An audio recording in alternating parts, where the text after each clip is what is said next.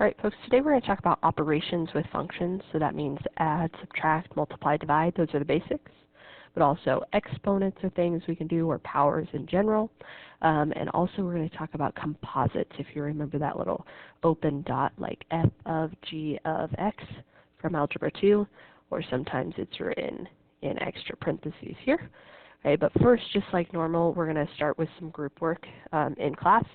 So what I'm going to have you do on the video here is just take some time to work through problems on the front side, 1 through 6. You're going to stop where you see the problem 7, 8, and 9, where it's just those plain Jane equations. We'll go through those together after you build some ideas from the word problems here, or the applications. It is going to have you take it a step further than what you talked about in Algebra 2. Okay, so pause the video, try those 6, and then come back and we'll chat. Okay, so hopefully you combine like terms here. This is really the operation of addition. You don't need to write this necessarily, but we're taking the c of x function and we're adding the constant function 700. And then you substituted in, of course, your 300 plus 32. But this was the operation of addition to get a final function for our cost. Okay? Our domain should have been 0 to 400 included. We could have 0 people in theory go to the prom, like no one shows up. You could have 400 people go to the prom, but that's most because of the max that was set. But then we learned that there were 12 people who were putting on the prom, organizing it. Those were the Stuco members, and they have to go. So to get the number of paying attendees, you have to take the total attendees and subtract off the 12. Okay? And based on that, now we have to adjust our 0 to 400 to say we have to start at 12 because those 12 people have to be included. So it wasn't possible to have 11, but we could have 12 or 20, even though it's unlikely. Okay, it's just as unlikely for 400 to show up unless you super, advertise for this prom. Okay, this one here, this is the operation of division. It's also called a quotient. Okay, and the quotient functions, we're going to spend a lot of time talking about the next 2 days. But anytime you have a fraction involved, there's a little bit more detail we have to pay attention to. So this in general talked about money, that was the label for the top one, over the paying attendees, which was for the bottom. So it's giving the cost per person paying, or the cost for paying attendee. It's just the cost per person after we take out the Stuco members, essentially. Okay, so you don't need these exact words, but you do need to include costs somewhere and paying attendees or people who paid for their tickets in your sentence there. But what this new function does is it changes one thing. X can't be equal to 12, or when you put a 12 in here, you're dividing by 0. We know that's a problem with math, but what I want you to do is think about this as the parent function 1 over x. We know there's an x on top, and that's what we're going to talk about next class. But if we think about something similar where there was an x in the denominator, this graph had a restriction, or a vertical asymptote, at x equals 0. And remember, that was because when we plug in 0, dividing by 0 is not possible. It's undefined. So here, same concept, we're taking this and seeing what would cause that to equal 0. 12 doesn't work, so now we can't include the 12. Some people in the groups, as we were going around here, started at 13 to this 400, and that would be fine as well because we are talking about people. We can't have a 12.5. Okay, so either one is great there. What I do want you to add on number 6 is this $40 was the same as this quotient up here, because if this was the money for people who were paying, then that's the money that they're going to charge for tickets. And so we wanted that to set at 40. Remember, when you have a fraction, you want to get rid of it just by multiplying by whatever you see in the denominator, distributing through, and then get x by itself. Okay, so we talked about they set it at $40. That means they were anticipating about 185 people. Because remember, in the original information, they said they weren't trying to make money, they just wanted to break even. So if they expected a higher turnout, then they could charge less. And if they expected a lower turnout, because maybe there was another event scheduled on the same day, or the weather was really bad, then they'd have to charge more to break even.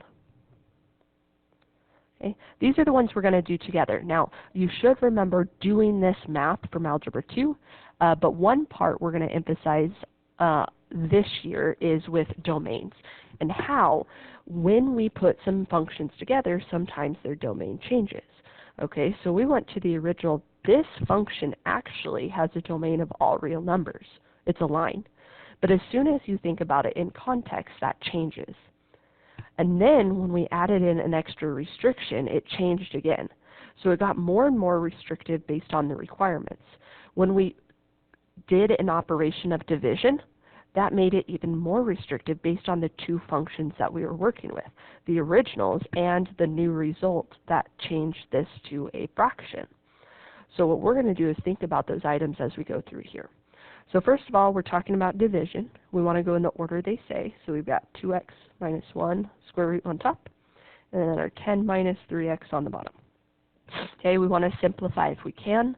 Anytime you've got two terms on the bottom here, we're not going to be able to simplify. You leave that thing alone. We're looking for really like terms or parentheses where we can distribute. Those are those items that you can simplify. Okay, but now we're going to talk about domain. And in order to do that, we want to think about these parent functions. Okay, so going back to our original set of parent functions, there are only 3 that did not have a domain of all real numbers. Okay, so we're going to start under the impression that everything is all real numbers. But there are 3 exceptions. Okay, they are 1 over x, we just talked about. We can't have 0.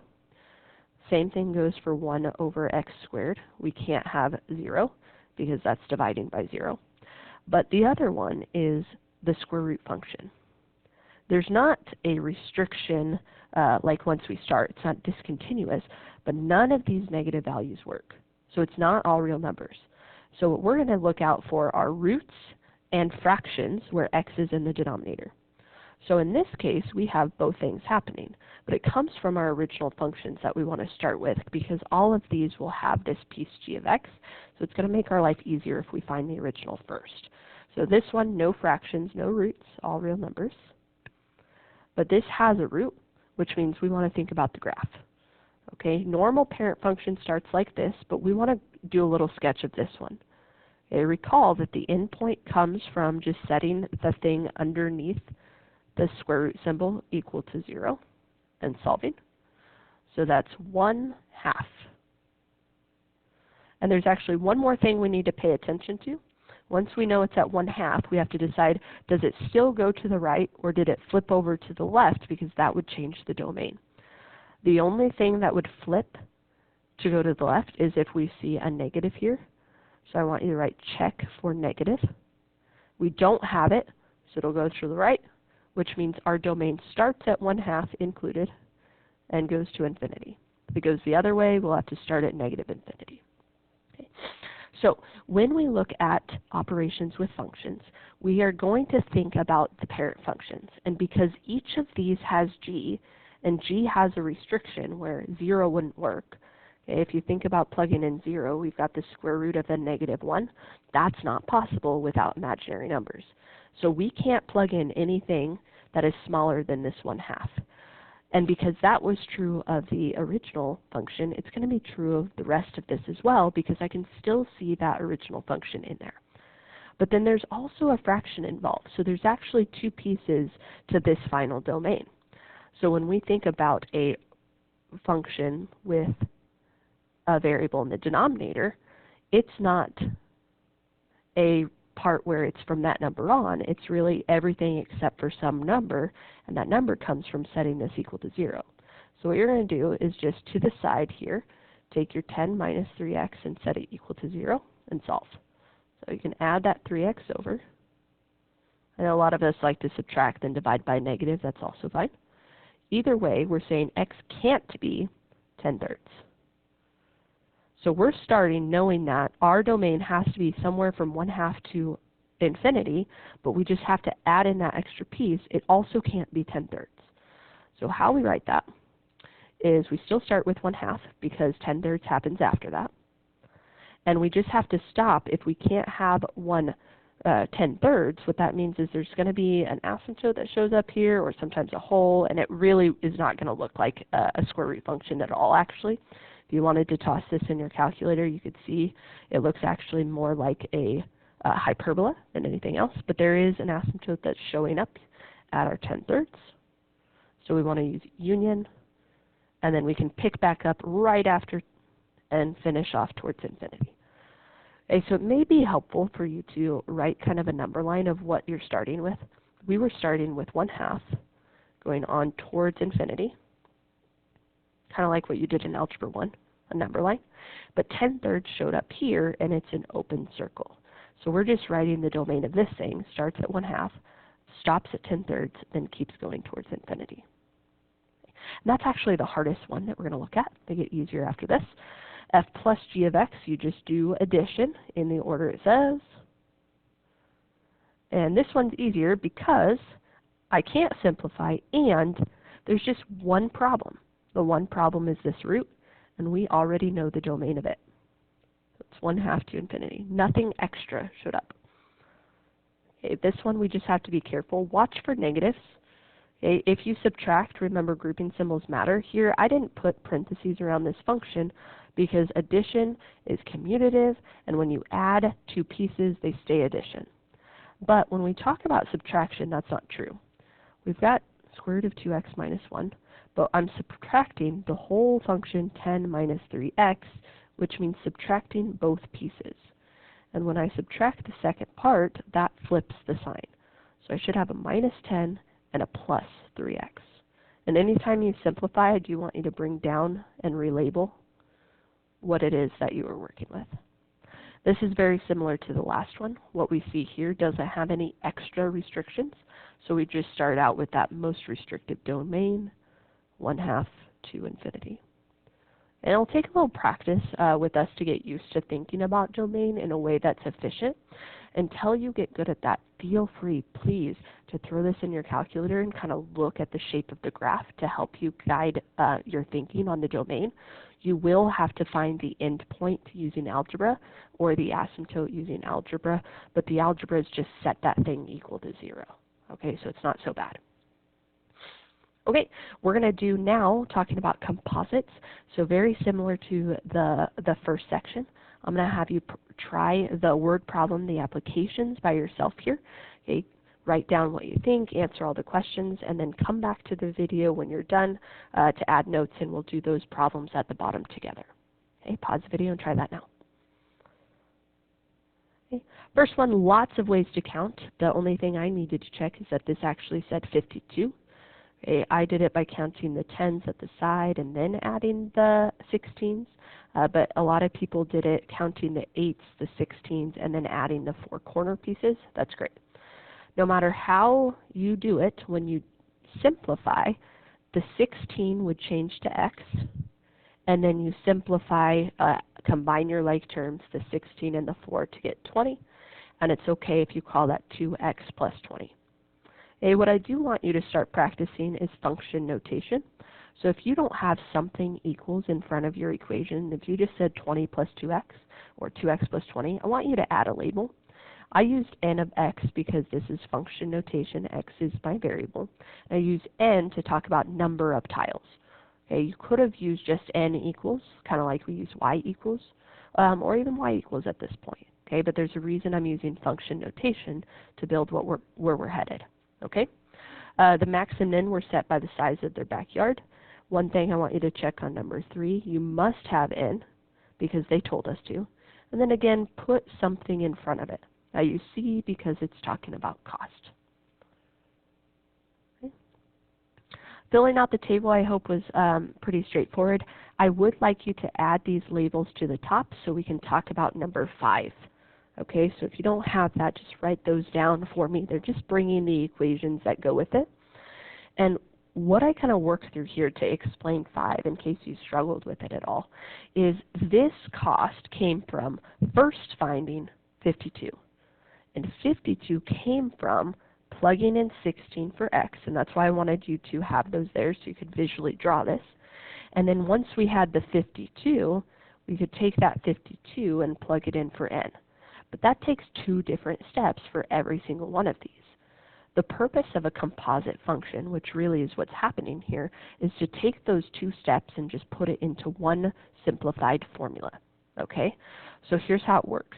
Because I filled in this part first and then subbed it in, this n is really what's going to get substituted in my equation from part 3 with the function that it simplifies, the 20 plus 2x that we got earlier.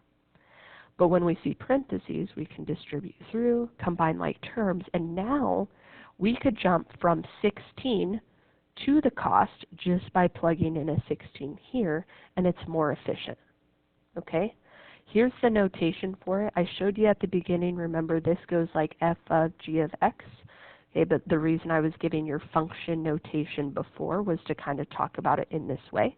This was my inside function going into my cost function. So this would have looked like C of the number of tiles was going inside, so n of x. Okay, and go ahead and add that for me. So on these ones, how we'll do it, because I know sometimes the trickiest part of these ones is just making sure that we go in the right order. So here's how I do it. Whatever letter you see first, that's what you're going to start writing. The only exception is this x we're going to fill in the function for. So when we see the x, we'll just add extra space with parentheses. So start out with the square root, then a 2, but instead of the x, we'll just add some grouping symbols and the -1 to the side. And then after the fact, you can put that function inside 10 minus 3x. Parentheses we can simplify. We talked about that earlier. So that's 20 minus 6x minus 1. We also have like terms now that we can simplify. So our final answer would look like 19 minus 6x, and that is g of f of x. Relabel, please. So now let's talk about domain of this one. I intentionally gave you the same original functions, so we wouldn't have to rethink about domain and range. Are all real numbers and 1/2 to infinity.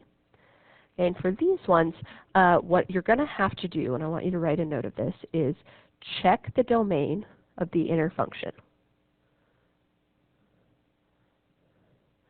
If that domain has a restriction, then the whole thing will. Okay? It will be a restriction, the most restricted one, but it's only based on the inner function.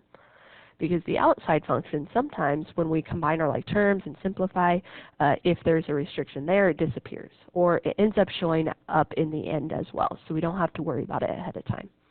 Okay, so if there's a restriction, then we need to think about it. Now in this case, there was no restriction here.